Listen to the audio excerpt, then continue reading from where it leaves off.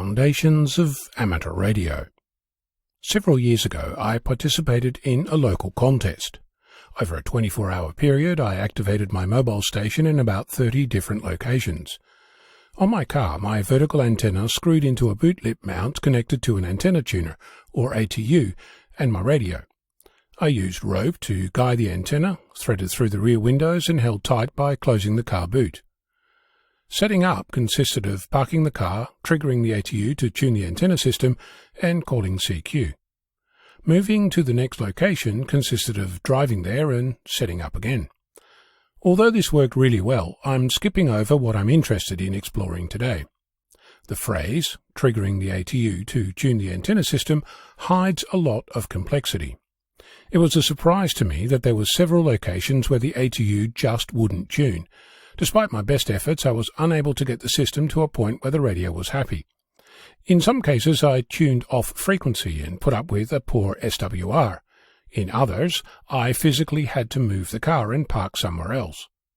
In every case, it was completely unknown if a particular location was going to be a problem. I recall, for example, parking in an empty, nondescript car park and having to drive around to find a location where my setup would work. Afterwards, I considered that the car park was potentially built on top of an iron ore deposit, an old industrial area, or a pipeline, all of which were a good possibility. The point of this is that an antenna doesn't exist in isolation. It's called a system for a reason. We talk about the theoretical isotropic antenna and add disclaimers about that it cannot physically exist, because it's infinitely small. One often overlooked aspect of an isotropic antenna is that it's in free space.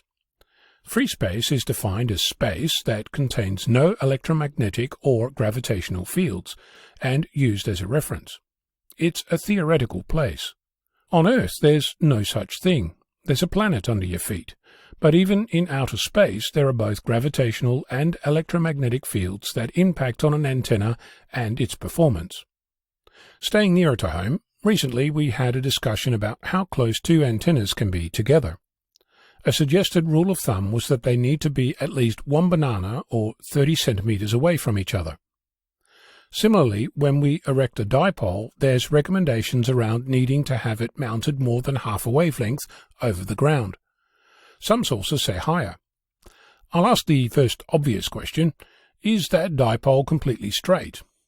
In other words, should the center be half a wavelength above the ground, or should the ends?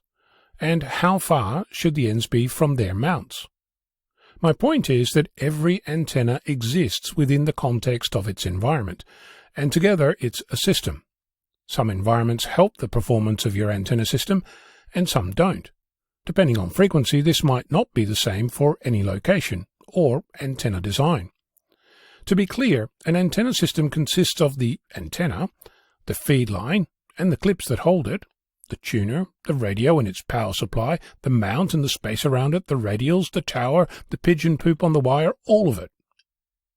Until recently, my process to get any antenna to perform in a reasonable manner was to set it up, connect an antenna analyzer, scan the appropriate range, tweak the antenna, scan again, rinse and repeat until it arrived at something approaching useful, or until it was good enough. If you recall, I recently added some loading coils to a telescopic antenna to attempt to make it resonant on 10 meters, so I could connect my weak signal propagation reporter or whisper beacon to it directly, and leave it running independently from my main station. I used the antenna analyzer method, got it to the point where I had an antenna with a nice dip right at the required frequency, and then watched it go completely sideways when I mounted the antenna in the window. Having spent several hours getting to that point, I walked away and left it for another day. Today was that day. I again started on the floor of my shack and got nothing but an infinite SWR, and no amount of tweaking could fix it. Right until the coax fell out of the SMA connector, I was scratching my head. After removing the faulty coax lead, I again tweaked the antenna, and instead of using my antenna analyzer, I fired up my Nano VNA, a tiny handheld open hardware vector network analyzer, or VNA. If you're not familiar, it's a standalone palm-sized device with an LCD display and battery, which will allow you to test most of your RF equipment. This little box came to me via a generous gift from a fellow amateur. It can repeatedly scan a range of frequencies and report in near real time what's going on. Instead of waiting a minute after each adjustment, I could wait less than a second and immediately see the effect. This has been a game changer. I could mount the antenna against a metal surface and immediately see what the impact was. I could see the difference between it being mounted horizontally, where it would sag, to it being vertical, where it stayed straight.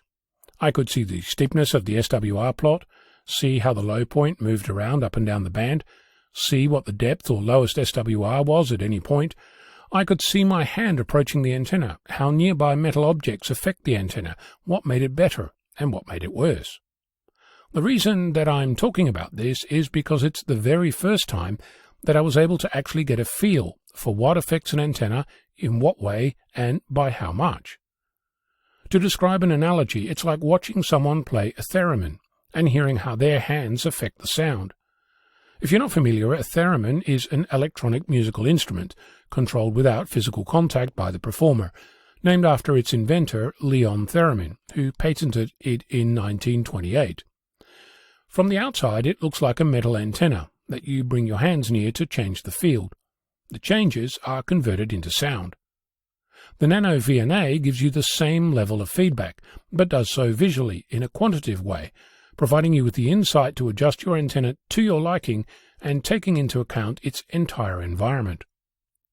Does this mean that I'm telling you to go out and buy one today? Well, that's not up to me, but I'm intensely grateful for it arriving at my doorstep. I'm Ono, Victor Kilo 6, Foxtrot Lima, Alpha Bravo.